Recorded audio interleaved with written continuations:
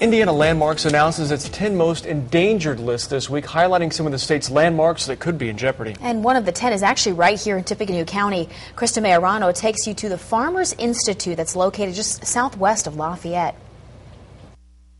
And then I think it was like a big L.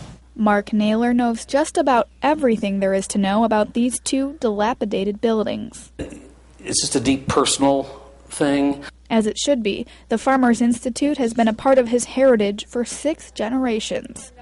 Built in 1851, the building started out as a school. 3 years later, a boarding house was built. I think they said it was a 25-room building and would have housed 125 students, both male and female, because that was another thing that the Quakers didn't discriminate. Everybody was educated equal. And that's the other thing about Naylor. He's a Quaker. People expected you to look like the guy on the Quaker Oats box. Naylor's ancestors were the ones who built the school. And it was the school of higher learning before we had Purdue University. It was very well attended and considered an excellent education in a time that when education was hard to get. But that's only one short chapter in the building's long history. This was a very active area in the Underground Railroad. I know that all of the homes that were built here were built with hiding places.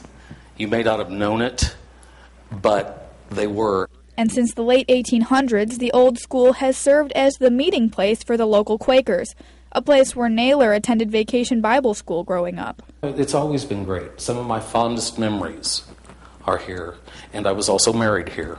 But now the old school and its boarding house stand empty.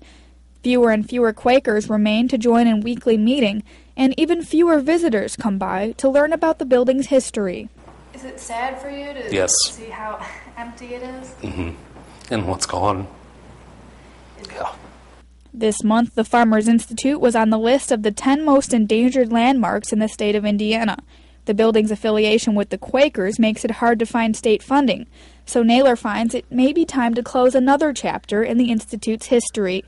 What we're in the process of doing is what they call laying the meeting down. Okay. And that's closing the meeting. While he says it will be a difficult change, Naylor says he will do whatever he can to preserve this piece of history. The endangered part makes it sound like it's almost extinct. I would never let anything happen to this. Kristen Majorano, News Channel 18.